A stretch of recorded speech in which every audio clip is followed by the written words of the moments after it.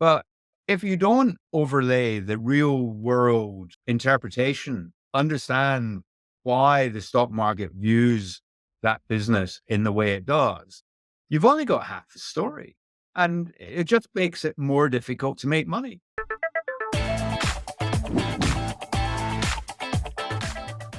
I recently finished your book, The Smart Money Method, and I enjoyed learning about the subtle nuances and specific degrees of depth that you go into in a business that you discuss in your book.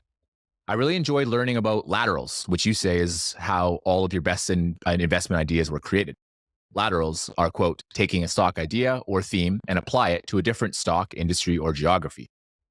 Why do you think this method was so powerful for unveiling great ideas for you? Um, I, I honestly, I don't know why it was so powerful. You often don't know why something works. You just sort of gravitate to the things that work. And can't really explain it other than, well, if you've seen something work before, it's got a high probability of working again.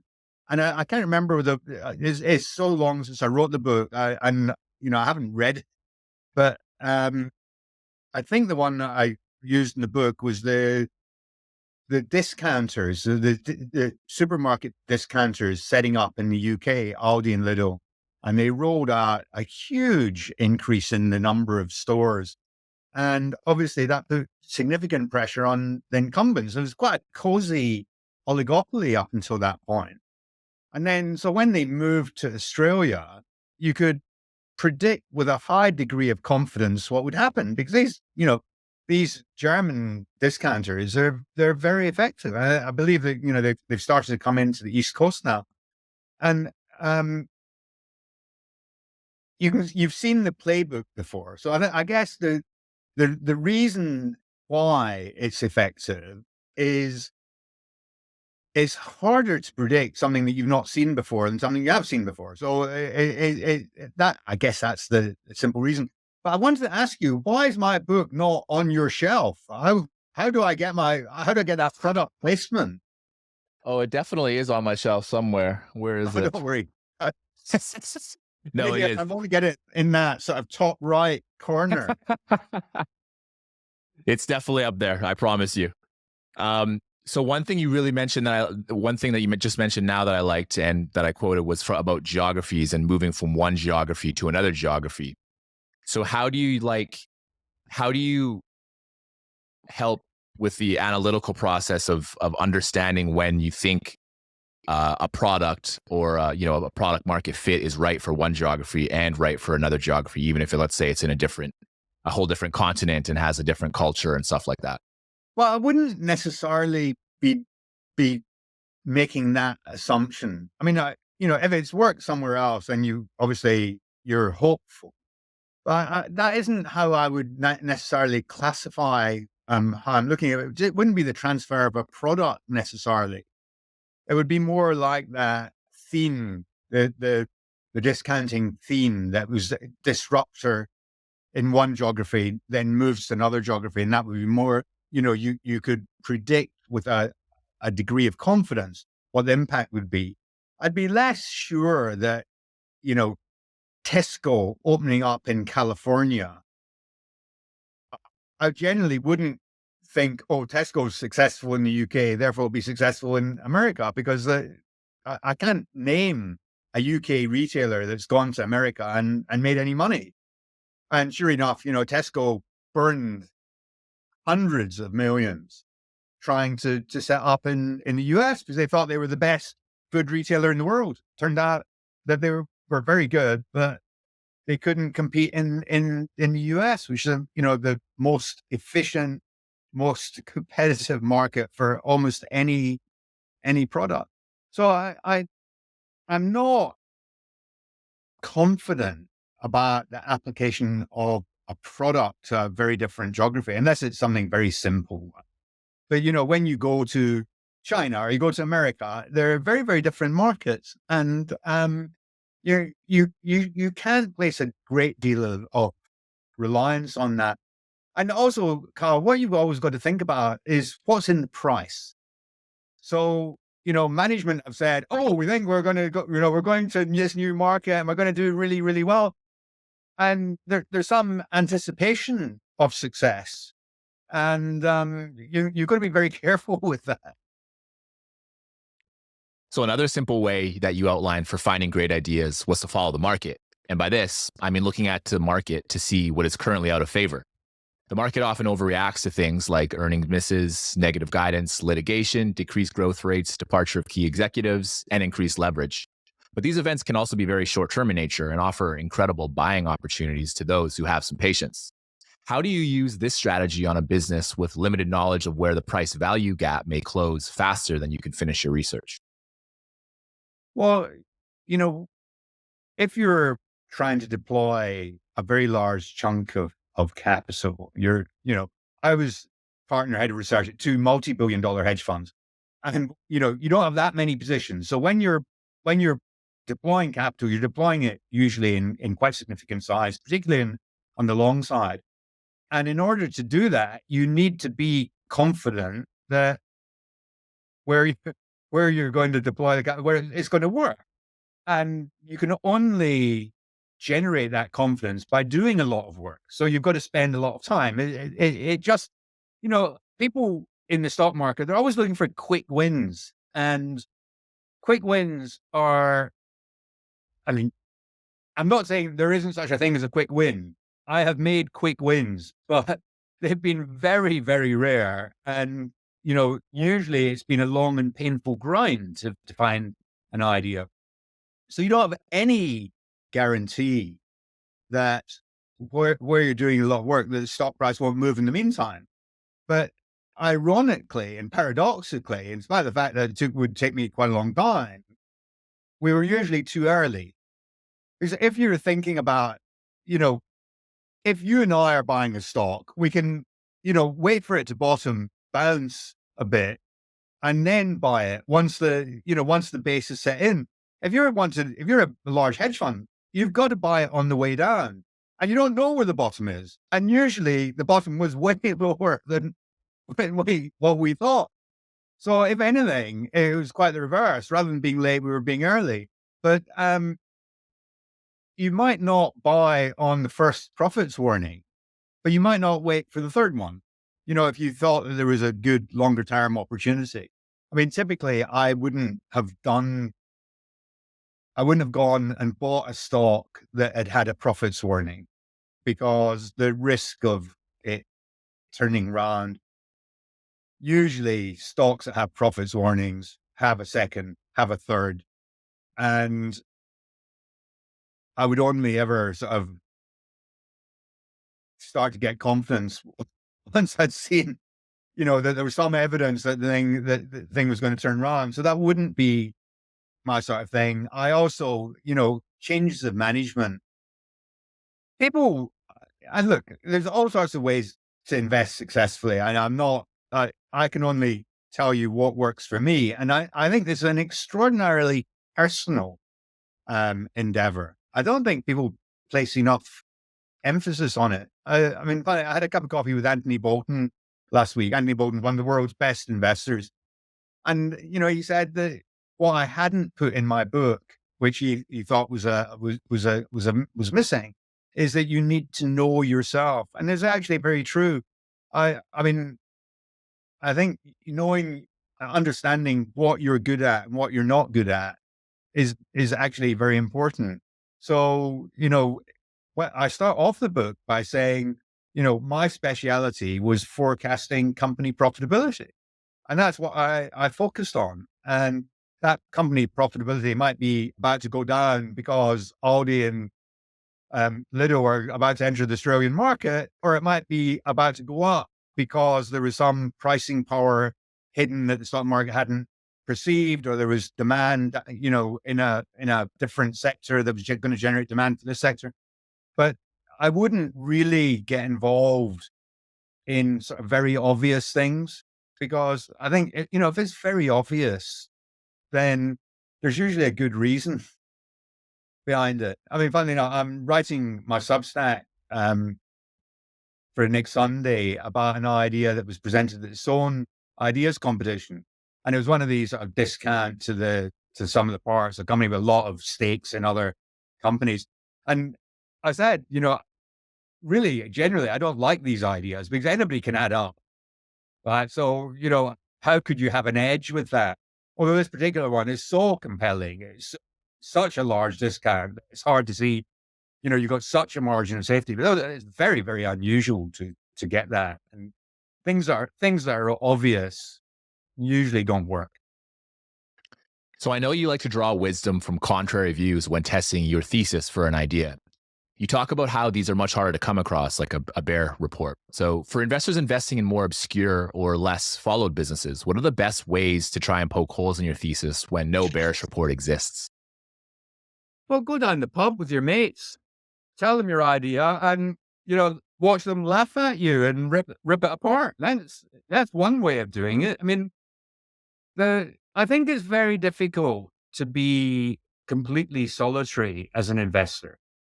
And I think being able to bounce ideas around, I find to be quite helpful.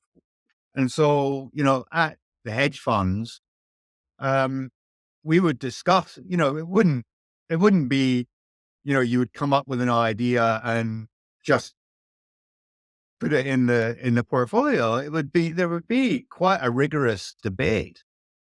And I think that's a very, very healthy thing because the discussion forces you to, examine the strength of your thesis and figure out, are there any holes in it? So,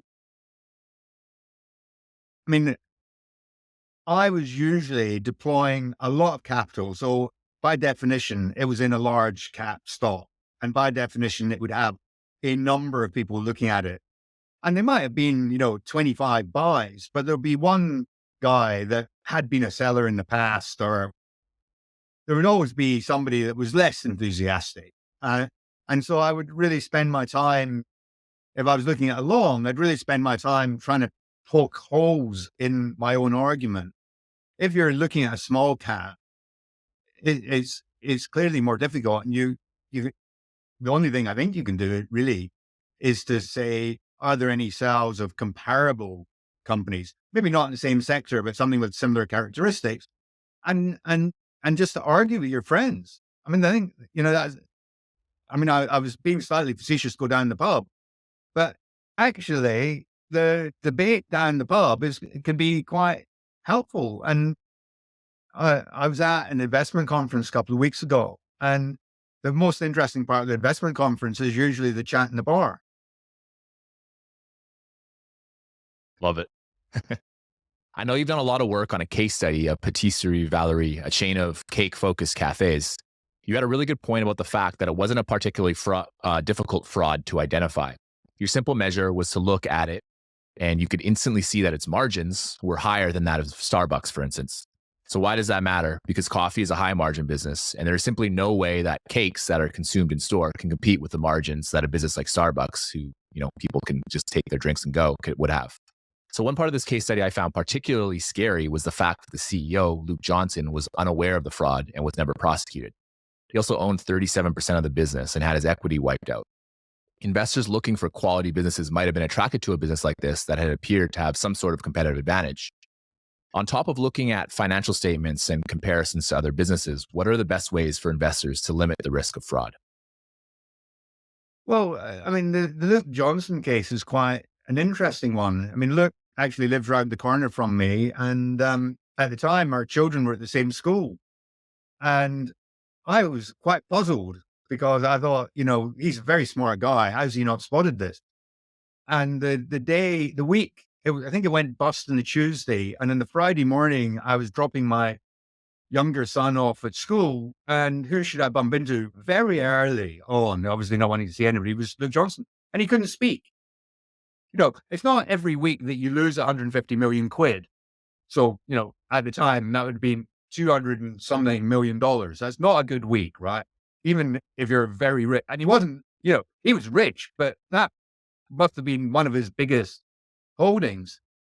So, it was clear that he hadn't been aware. And I think I think he was doing an awful lot of things, and he was executive chairman, but there was a CEO who was running the business, and I think he was there at the board meetings, and he was told, "Oh, it's all going fantastically well," and he probably never visited the stores. And if he'd visited the stores, he would have seen that. I mean, there there was a patisserie Valerie next door to the Cafe Nero, another coffee chain, um, very close to one of the offices I worked at. We always used to buy our coffee in Cafe Nero. We used to do a coffee run every day. And we never went to Patisserie Valerie. The Cafe Nero was always full. The Patisserie Valerie was always empty. No, it could have been just that street, in central London. But the Cafe Nero margins started off at 2/3 of Patisserie Valerie and fell in half, whereas Patisserie Valerie's margins went up. That seems a bit bizarre. Um, but I think this tool, I really recommend to all my students. I train professional investors in forensic accounting.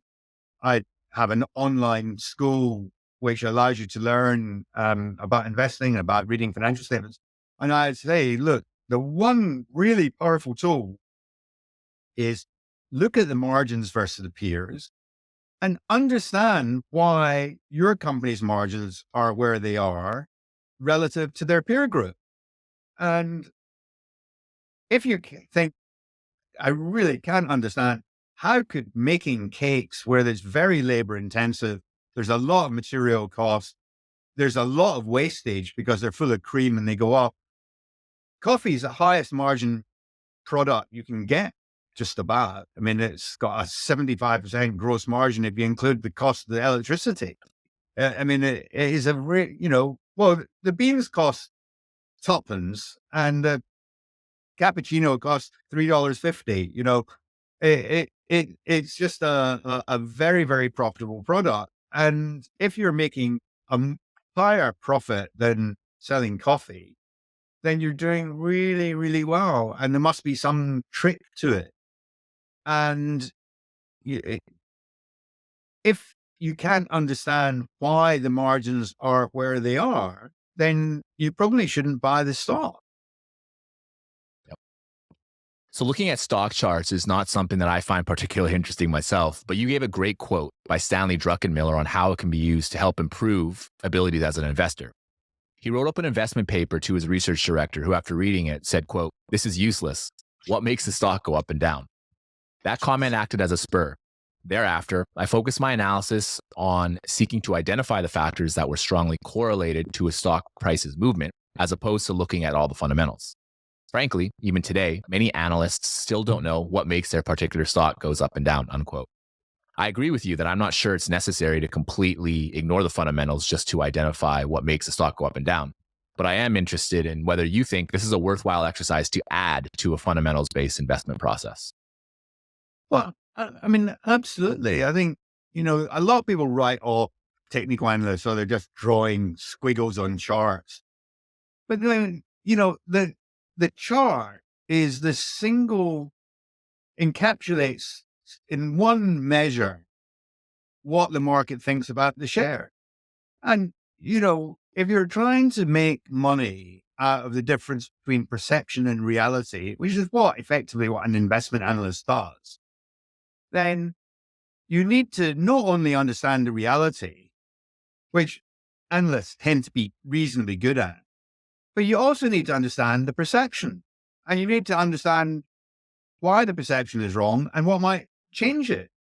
And if you don't understand that, then you'll never make any money. And how do you understand the perception? Well, that's quite difficult, isn't it? I mean, how would you know what's in the price? And the best place to start is the share price. And if the share price has been going down and down and down and down and down and down, then there is quite a good chance that it'll continue to go down and down and down and down. And you've got to understand what is going to make it go up. And, I mean, a lot of people, focus their energies on valuation and say, well, if it's cheap enough, I buy it cheaply enough, then I'll be safe. And you know what will happen? They'll lose money, and they'll lose money for a period, and then they'll get bored, and they'll write off that loss and go and buy something else. The the fundamentals and the valuation are obviously terribly, terribly important. But if you don't overlay the real world interpretation, understand why the stock market views that business in the way it does, you've only got half the story. And it just makes it more difficult to make money. I'm not saying you can't make money by buying a stock that's very, very cheap. Obviously, if you buy stocks that are very, very cheap, the chances are that they'll go up, but they might go, they might get quite a lot cheaper. And understanding timing is important. The problem, Carl, is that, we don't get everything right. So, eliminating obvious, simple mistakes is quite a good strategy, in my view. And, knowing when to buy something is actually quite important. And so I view charts. I'm not, a great believer in, it's broken out and, you know, Fibonacci. And I mean, I don't even look at candlestick, right? Because, all that stuff I think it's not that I don't believe it. It's just that I want to just get the basics right. I don't want to get to encompass in all the detail about the charts. But what I do want to understand is the market becoming more favorable or less favorable towards this company, and why? And once I've understood that, I say, oh, well, it is cheap and the market's warming to this company. If it's cheap and the market doesn't like it and shows no sign of liking it, I might be able to find something else that is equally cheap and the market is showing some signs of interest in. And that's where I'll go. All other things being equal. Obviously, when you're running a professional portfolio, one of the other things you're looking for are complementary stocks so that they reduce your overall portfolio risk. So, you might buy the one that's still, that's unloved and still hated and shows no sign of interest, because it also gives you something else in the portfolio. There's all sorts of things that you might be thinking about. But ignoring the charts, I think is why would you ignore the most useful piece of information? And it's funny that we're having this conversation because I was in the offices of a hedge fund in London yesterday, and I was pitching my forensic accounting training course to them. They said they were interested in it. So I went in to chat to them. And one of the guys said this to me. He said, I don't understand why people are so anti-charts. Because, what you say is that it tells you the psychology of the stock market. And why wouldn't you want to know that? I like it. So in the smart money method, you wrote, quote, return on capital incentives are generally recognized by investors to be more effective than EPS targets. And this is borne out by academic as well as sell side research. I was wondering if you could elaborate more on any research you've come across on this, as well as what you've observed from any sell side research that you've looked at. Oh, it's a long time since I looked at this stuff. I mean, Goldman's did a piece, and I think they've done some follow-ups saying, look, the best incentives you can have are return on capital incentives. And it's just obvious, right? If you incentivize people on EPS, they'll go and do stupid acquisitions. They'll gear the company up. They'll cheat on the accounts. Look, I mean, earnings per share is quite important. The stock market pays very close attention to it. So I don't mean that you should ignore it. And I don't mean that people shouldn't have it as some part of their incentives. But return on capital is a much more important criterion. So, you don't want people to sell off growth parts of the business in order to improve the return on capital. You've got to have a mix of incentives. But there's all sorts of research, and there's lots of academic research on this topic, that companies where the management are incentivized on returns and other metrics tend to do better. No, show me the incentives, I'll show you the outcome. You've got Charlie's almanac behind you, and it is so true. And the other thing that I look quite carefully at incentives, and if a company is like a resource company, an oil company, or a miner, if it doesn't have a safety incentive for the CEO, I'll be very concerned about that. I wouldn't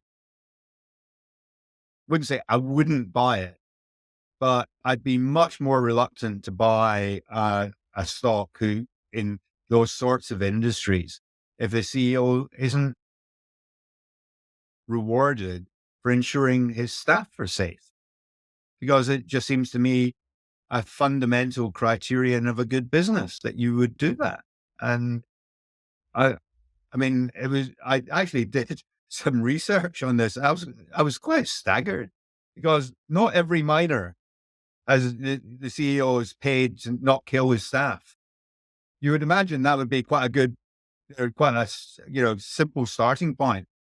And some quite big miners. It was quite some time ago that I did it, but I was staggered. Wow.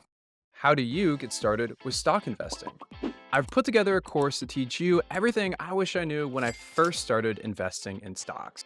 Let's start at the beginning and ask, what is a stock? Let's zoom on into what it's actually like to buy a stock. A few options are Charles Schwab, TD Ameritrade, Ally, E-Trade. Fortunately, you won't have to necessarily calculate all of these taxes yourself. I'll outline a few main ones to be aware of throughout your lifetime investing journey. As Warren Buffett says, your best investment is yourself. There's nothing that compares to it. By the end, you'll be savvier about stock investing and personal finance than the vast majority of people. Even if you're not a total beginner, I'm confident you'll get a lot out of the principles and strategies I outline, which we'll build on throughout. A link to the course is available in the description below. See you there. So another great point on management that you made was that you look for, quote, consistency, honesty, and common sense, unquote. You list a few red flags, such as continuous restructurings and frequent mentions of extraneous issues. Now, to some extent, extraneous issues do affect the operations of a business, but at some point, management needs to take responsibility for the outcome of their business. How do you determine when a management team is spending too much time making excuses for the shortcomings of their business and view it as a red flag? When they mention the weather, I just, I'm gone. I'm not interested. I mean, obviously, weather does affect outcomes and performance. And ironic that we were talking about patisserie Valerie. I mean, in 2018, we had a very hot summer in the UK. I mean, it was the hottest summer, I think, since 1976. And as a consequence of that, the ice cream vendors did very well, and people selling tea and cake did less well. So obviously, it does, at the extreme, it does have an outcome and an influence, and is a fair thing to include. But I think generally, people that look for excuses rather than blaming themselves tend to be people I'm less comfortable about investing in. I'd much rather hear the CEO say, "We missed our numbers, and I was stupid because I'd assumed that we were going to have a a mild summer, and I should have had more slack in there, and I've been a bit over ambitious in the projections." I mean, how often have you heard a company say that? Rarely. No. So, companies that companies that use extraneous things, the weather is a good example. Um, Obviously, you can't predict the weather, but you shouldn't be assuming that the weather will be perfect either. So when you make a forecast, you should have some slack in the forecast, and that these sorts of factors won't kill you. And there's all sorts of issues that slightly annoy me. You know, oh, we hadn't expected our competitor to cut his prices. Well, you're in a competitive industry, then that is what your competitors are going to do. And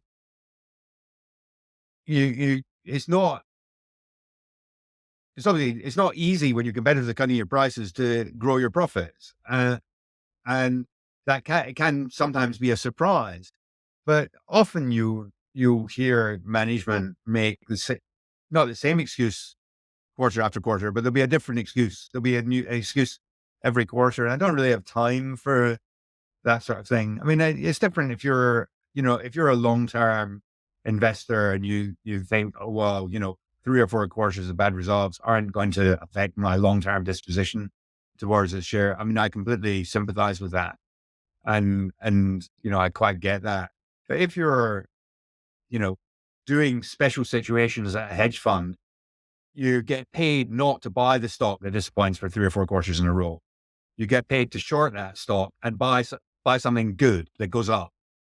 And you're, I just wouldn't hang around. In that role, I wouldn't hang around for those perennial disappointers. I mean, I have been responsible for money that's been longer term money, and then I might take a different attitude. But the excuses always make me feel, I just may undermine my confidence in people. Obviously things don't go according to plan all the time.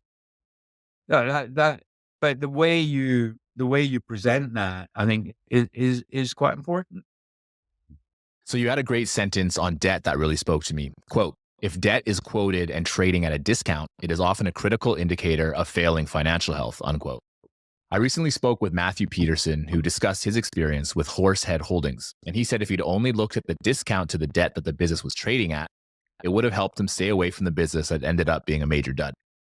What's the simplest way to add this to the investing process, and what resources are best to get a better understanding of the value of a corporation's debt?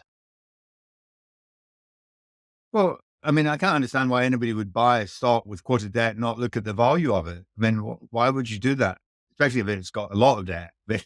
That seems bizarre because the credit markets are quite good at spotting financial risk. That's what, they're paid to look at the downside and we're paid to look at the upside.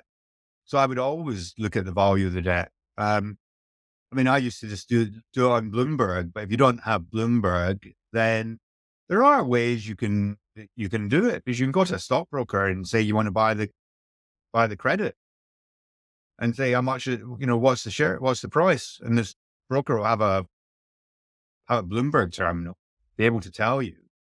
There are quotes for these things. I mean, there are I have proprietary systems, that I pay to to get access to the price of credit. And those aren't cheap, they aren't free. I mean, I've forgotten what the one that I use, how much it is. It's not a ridiculous amount, but you would need to be doing enough trading or investing that it would pay you to buy that. I mean, it's quite an interesting thing because I did a Substack about, what's it cost to be an investor? And I invited my readers to come back to me with what they spent. I was quite shocked how little people spent. People just believe, oh, well, I can buy, or actually there's now some good products that are free that you can get, quite a remarkable amount. Well, why would I pay for $30,000 a year for Bloomberg when I can get X, Y, Z for free? And, Coifin, you know, um, and, I've got a certain amount of sympathy with that because you can get quite a lot for free, but you do need to invest in your tools. You need to invest in your information sources, and you need to invest in yourself.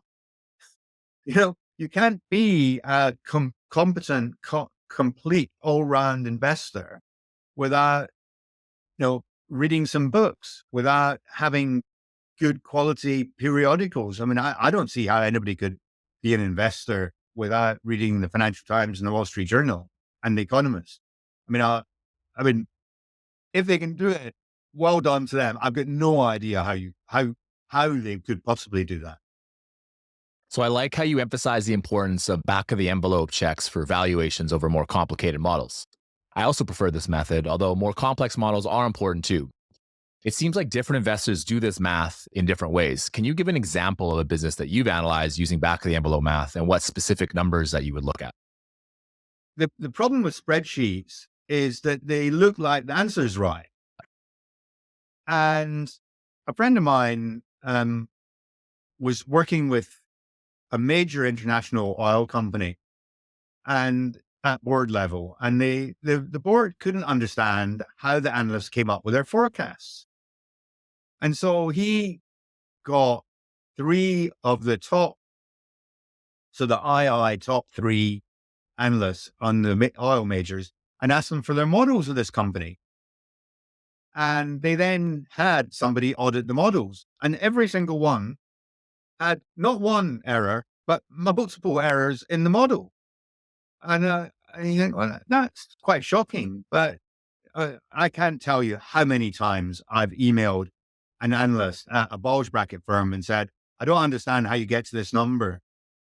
And they've changed their forecast because their model's been wrong, right? I mean, this isn't like, oh, once in a blue moon occasion. This happens regularly. And you can't really blame the sell side analysts because they've got, like huge amount of work to do. And this is a difficult process. So what I would do is I would always have very simple models. And then whatever the model spat out at the end, I would ask myself, does that make sense? And, we used to call it the back of the fag packet calculation. So, your cigarette packet, there's not much room for calculations. So, you can, and you just asking yourself, I've got this stuff that Dan is growing at 25%. So that means 10% revenue, 12% revenue, 12% on the margin. Is that realistic? Is that sensible? What was it done in the past? And it's simply a case of comparing your own detailed knowledge of that specific stock with the likelihood of that sort of occurrence. So Michael Mauboussin, when he was at Credit Suisse, produced something called the base rate book, which was a sort of incidence of, how fast the companies grow, how fast do they improve their margins, and so on. And those sorts of simple checks are very, very important when you're doing forecasts. They're actually also quite important when you're looking back in history. I was talking to somebody a couple of weeks ago who'd bought Estee Lauder. And he said, and it's not a stock that I know or have looked at, but he was saying, I wouldn't have done it if I'd thought more carefully about, they'd had very impressive growth in margins. And I should have asked myself, how sustainable was that growth? Because in actual fact, what they effectively been doing is stealing from the future. So they, these are his words, his analysis. I've not looked at it. But often you find that, and just asking yourself, does this make sense, is a hugely important question. And if you just ask those questions, you'll avoid all the frauds, because none of the frauds make sense. I like it. So I liked your emphasis on doing sense checking for evaluating a business, which you kind of just talked about now. And I think this is an area that many investors refuse to look at because it invalidates their ability to buy a business, especially in bull markets. The other problem that can happen in bull markets is comparing one overpriced business to an industry full of overpriced businesses. This can help justify a purchase, even though looking at historical average price to earnings valuations or whatever metric of your choice for the industry over the last 10 years might be 50% or cheaper than current valuations. So how do you best combat making these mistakes when markets are running hot and everyone is euphoric?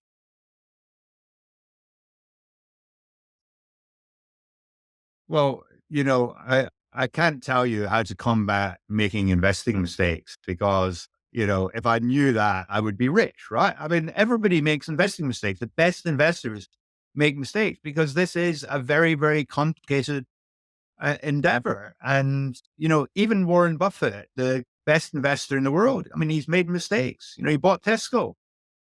And, it's just not possible not to make mistakes.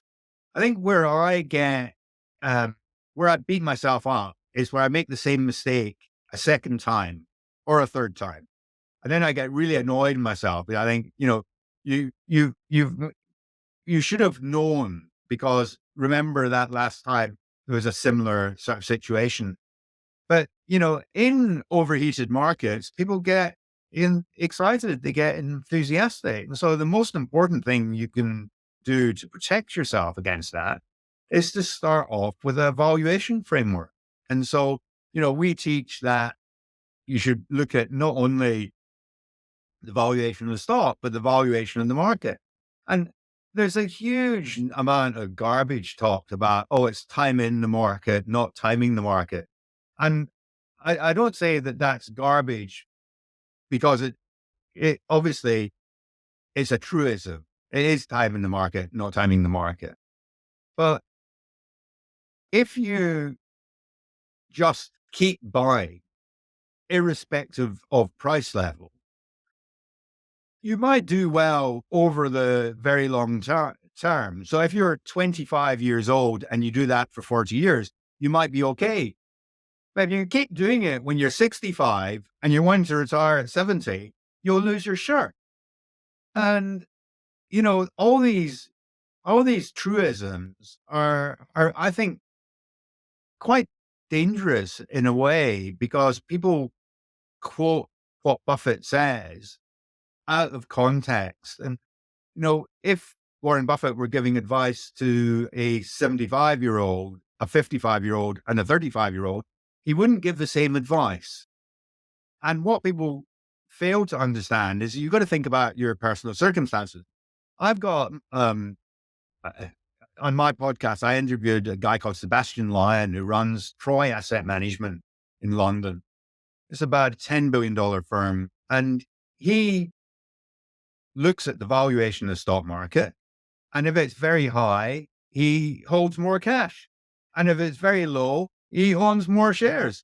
That's what you should do. I mean, it's very difficult, I think, in, these recent times where markets have become, incredibly enthusiastic. And, older investors just kind of understand that they're going to miss the boat, not make as much money as their younger peers, but they'll lose less money later. I mean, I was asked to look at a Dutch company, Adyen, in the payments industry.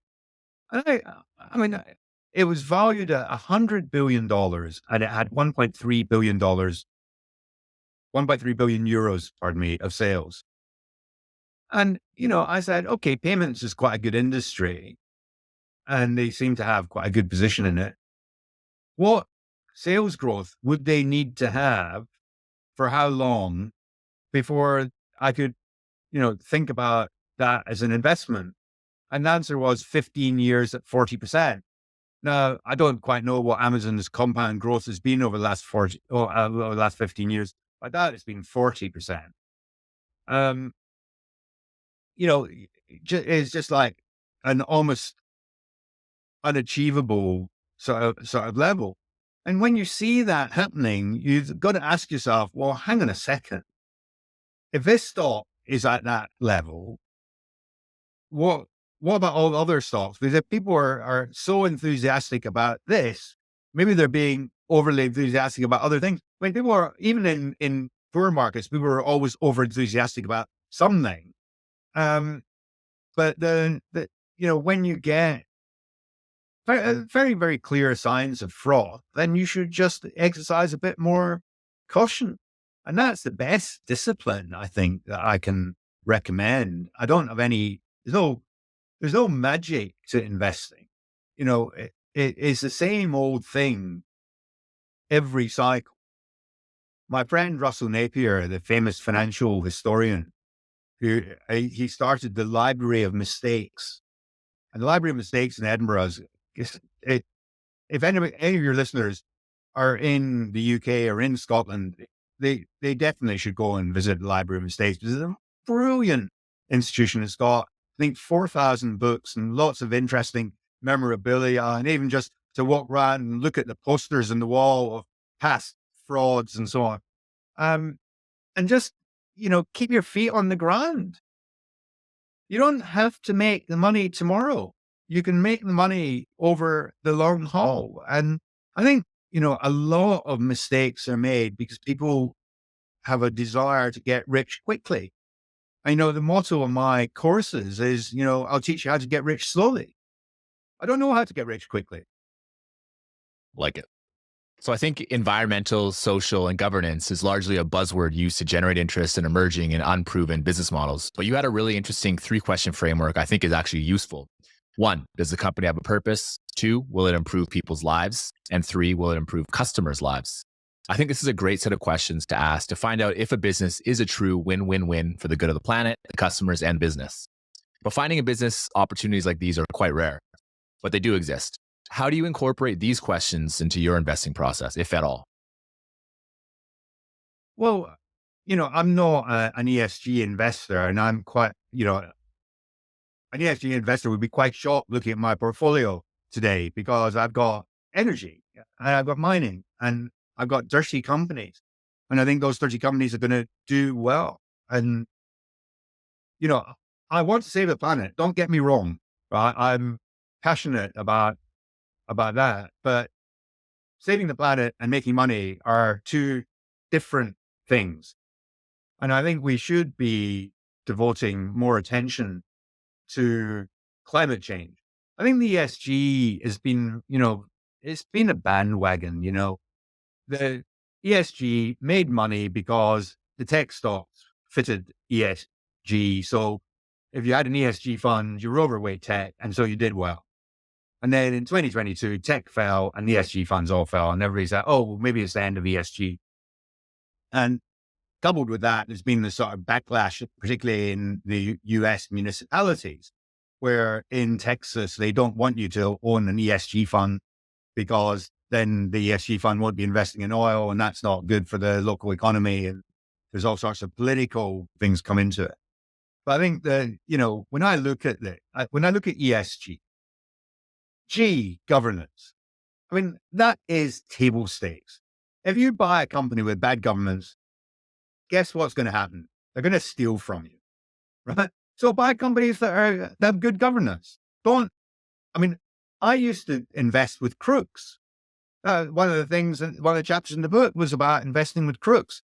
But, you have to be in the same side of the table as the crook,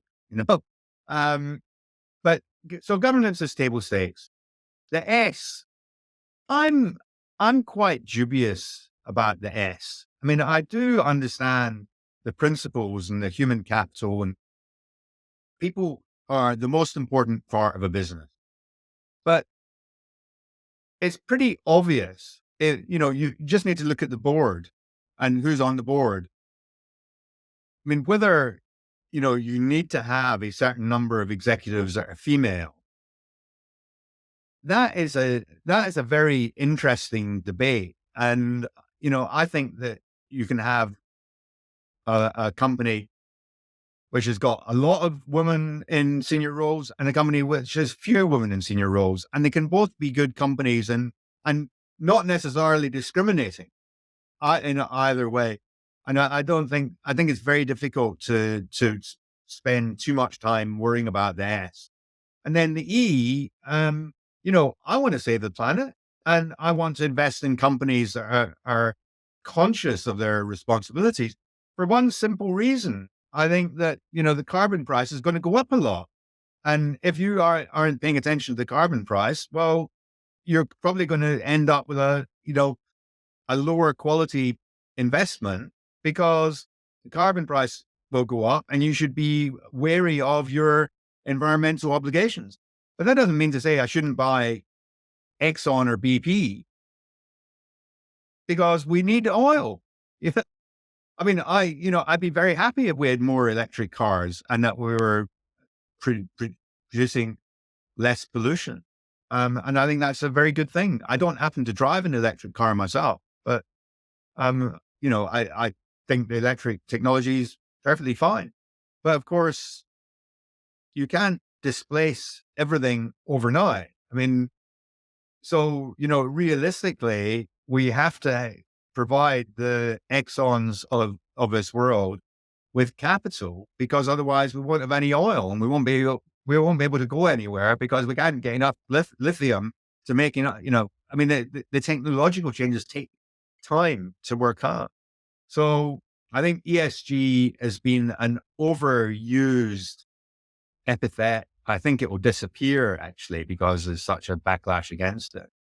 But I would be very careful about ignoring the principles entirely. And I thought the questions that I was asking are quite a good way of understanding, this isn't an ESG question. The best investors incorporate ESG into their fundamental analysis and have done since the beginning of investing. Before ESG was a thing, people were practicing ESG because they were asking themselves, is this a sustainable business? And the actual sustainability of it and the pollution and the climate change and the environmental, all those things are part today of what is sustainability. And you have to really worry about the fact that, I don't know, when was Al Gore's film so popular? 2006. We're 17, 18 years on from when Al Gore pointed out what was going to happen to the weather. And we've done nothing about it. Why have we not spent billions, trillions of dollars on carbon capture and storage? It is beyond my comprehension.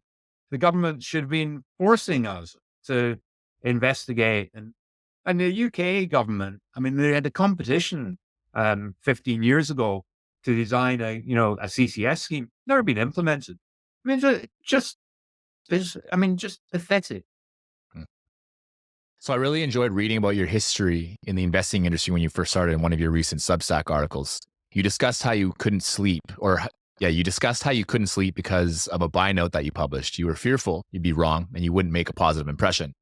You then discussed how you got over imposter syndrome by building skills to outperform your peers. Now, many listeners are not professional investors, but love the art of investing. So what are the biggest bang for your buck areas to build skills on when you are a newer investor? Well, I mean, that was, I still have imposter syndrome, I think it's very hard to get away from. And, that was early in my career and it was a new sector, a new company, very important company, big call. And, if it had gone wrong, my career was at risk. And so the night before you worry, don't you? You can't sleep. But there's all sorts of ways of gaining skills. So if you're a private investor today, you don't even need to spend a lot of money, right? But you should, because taking things for free creates two risks. One is the risk that it's rubbish, because you laugh, but there's a lot of really, really good stuff on the internet, whether it's on Substack or on YouTube. There's some great quality content. So I've got some fantastic videos on YouTube.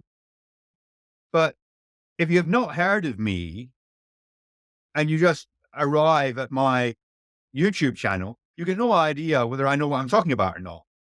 So, it's very difficult to know where to go. It's the trick with the free stuff is knowing where to go. So, and that's, very difficult to resolve. And there's quite a lot of good free stuff on Substack. I mean, I saved my best stuff for my paying subscribers. I put out quite a lot of free stuff that's quite useful, and lots of other people do the same. But finding the right ones is quite tricky. And you've got to worry about what the value of your time is, because free, I think, is a false economy, because you spend so much time on garbage that you shouldn't be wasting time on, that you spend 10 times the amount of time. So you get 10% of your, of the time that you put out as it output. And that you've got, your time's going to be pretty cheap to make that worthwhile. So I recommend reading books. So I've got a list of books. I think there's 10 or 20 books on my website I think are a must read for every investor. I believe, and look, I'm very biased in this because I've got an online school, but I believe that online education is a very, very effective way of improving your investing skills. Because if you do, one of my courses, you not only get the videos from an experienced practitioner telling you, here's how I went about it and here's some tips. We also get exercises to do. So you download a model, you can fill out that particular exercise, and then you can look at the model answer. And in my school, I have a community, so you can ask me questions. So that, if you don't understand something, you can get some proper help. And we've thought quite carefully about this. But sadly, there aren't too many of these types of opportunities. I mean, there are a few people. I came across somebody yesterday a German guy who has got an investing school. I mean, unfortunately, it's in German, so it limits the audience. But I'm told his stuff is quite good by a German investing friend of mine. And so I wouldn't discount using that as an approach. So, and find some good Substacks. And, Substack publish the most popular finance Substack. So it's kind of like the top charts. And some of them are good, some of them not quite as good. But, if you've got somebody that's got a big following on Substack, the chances are that they're reasonable. So books, newsletters, be very careful about the newsletters though, because there are a lot of charlatans in the newsletter world. I think Substack is probably a better, safer place than some of the other sources of newsletters. And online courses, I think, are a good way. And, going to university is a good, a good way of learning. I'm less keen on the CFA. I've been getting a lot of flack for criticizing the CFA. I think the CFA does a good job of teaching you about the theory of investing, gives you 3 letters after your name, but only after an immense amount of effort and work. And I really don't know that that's worthwhile. And the problem with investing is the theory's all rubbish. The theory gives you completely the wrong answer. So I don't really understand why people are so keen on investment theory. I mean, in my courses, I teach you, here's what the theory is and here's why it's rubbish. So I do it very quickly. We do the theory because, you don't need the capital asset pricing model. It beats a complete not. I mean, I think it's garbage. It leads you to the wrong answer as often as not. So why worry about it? So you recently attended the London Quality Growth Conference, and you shared a very interesting photo of the drop-off in quality businesses and an even more severe drop in quality plus growth. I'm interested in your opinion on the drop in quality business over the past 5 years. What factors do you think are driving this drop? I'm trying to remember the chart that you're referring to. I mean, I think what we were trying to look at was the persistence of quality. So that was it's quite a new conference. It was reasonably well attended. Now, but I was interested to go along just to see how people define quality. And I think 14 of the 17 speakers, something like that. Don't quote me on the exact numbers, define quality as sustainable competitive advantage. And I said, well, what is that? How do you find what? And, the reason that Berkshire has been so successful, I mean, apart from that, Buffett and Munger are obviously geniuses, um, or were, Munger was a genius. The reason is that See's Candies today is as successful as it was when they bought it 50 years ago. It's a lot bigger and it's still making exceptional returns. Now, even Warren Buffett today would have a much harder time identifying stocks that are going to be winners in 50 years' time. You might say, oh, okay, Apple's going to be a winner in 50 years' time. But, I mean, don't get me wrong. When he bought See's Candies, it wasn't obvious that it was going to be See's Candies. But people were still going to be buying chocolate in 50 years' time. Will we be using the iPhone in 50 years' time? I'd be very surprised. I mean, it may be that we'll have an implant in our ear that is an Apple implant. I mean, who knows? And it may be that Apple will be in the forefront of creating that technology. It certainly has as good a chance as anyone, a better chance because it's got more resources to throw at it. But it's not. There's no guarantee that it'll be successful, and there's no guarantee that it will even identify the right resources, the right technology. And I think technology is so pervasive today. There's barely a business that you can look at in which technology isn't a critical component. Even See's Candies. I bet you. Well, I don't. I mean, I've never eaten a See's candy. America is a wonderful country, and I love it. We go there on holiday, and my kids love it. But the chocolate's terrible.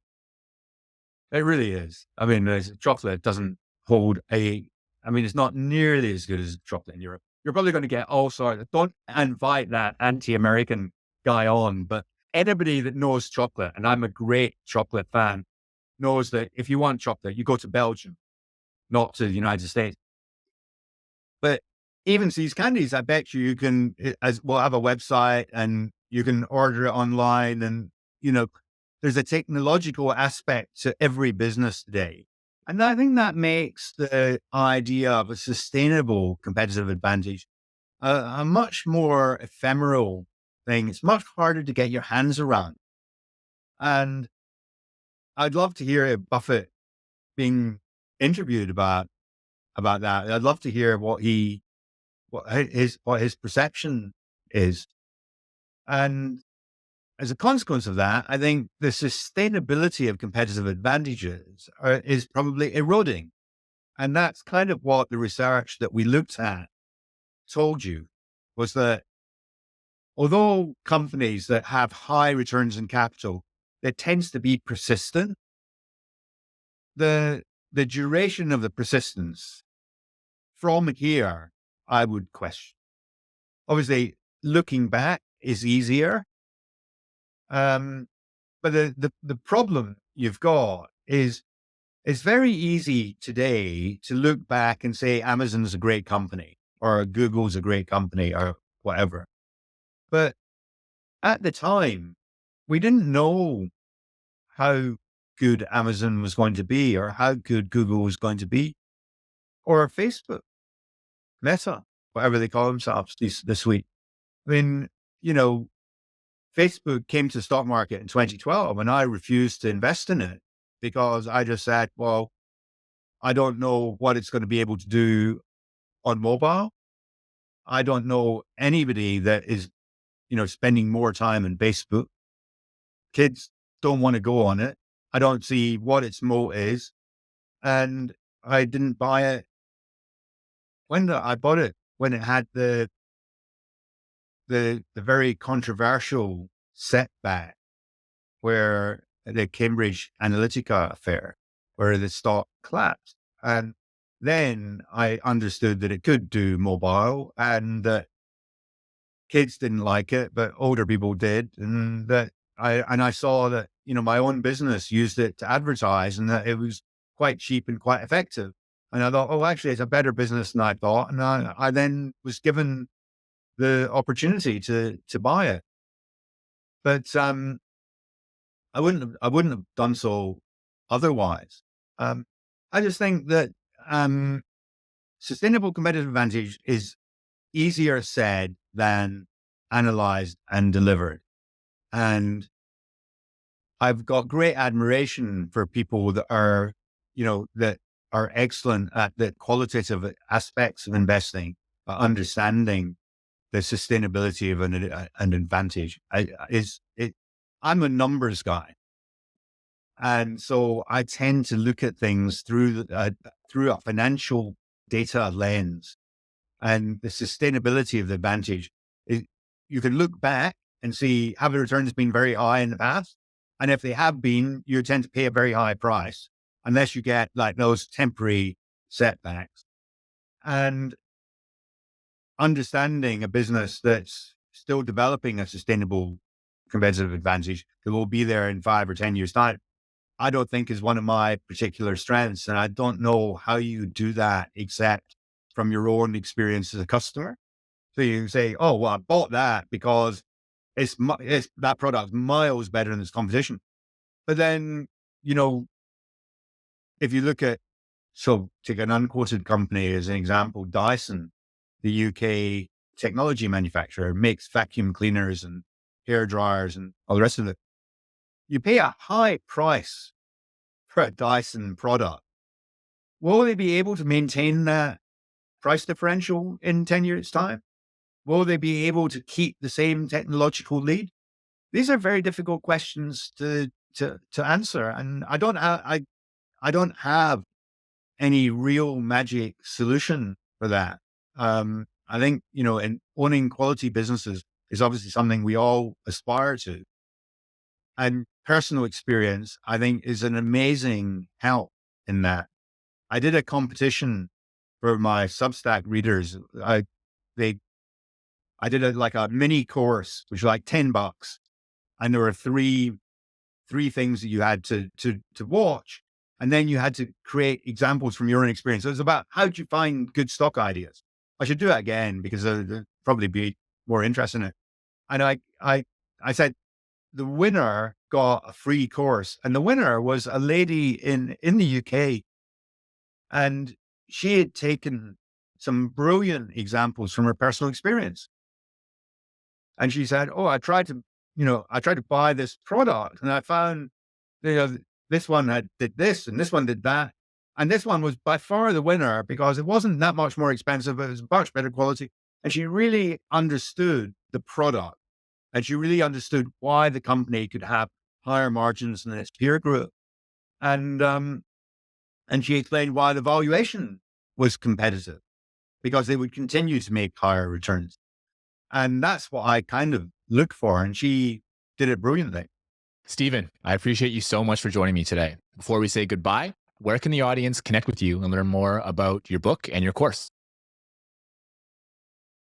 Well, the book is available, sadly, not all good bookstores, but it came out in November 2020 when all the bookstores were closed. But you can get the book on Amazon.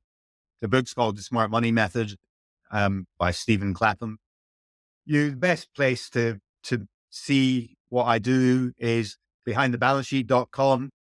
If you, on the top right of the homepage, there's a sign up button, and you can go and you can sign up for the free Substack. I also have all the investing courses on there. So there's courses online and in person. In-person courses I only do for institutional investors, but I charge quite a lot of money. But the online courses there's a whole range of different courses. My favorite is the Analyst Academy, which is everything you need to become a serious investor. And there are some investing resources on there. So some of the videos that we've done about, we did a series of videos on investing tips, a series of videos on accounting red flags. So those are things that, I've tried to put into the public domain just to help investors. And you can find me on Twitter. I'm not there very much these days because it doesn't seem to generate much engagement. And we've got a company page on LinkedIn, which I have a social media person who helps me, who puts out a lot of content on that that's worth following. And I just want to say thank you very much for having me on. I'm hoping that when I next watch your podcast, that I'm going to see my book up there in that pole position, top right corner. And thank you for your questions. I really, really enjoyed talking Thank to you, you. Stephen. So how do you outperform? Well, you have to be where other people aren't. You have to have some variant perception, as Michael Price calls it. You have to be doing something distinctly different from what everybody else is doing. And one of the ways that you can do something distinctly different is to go into those things that are particularly scary looking.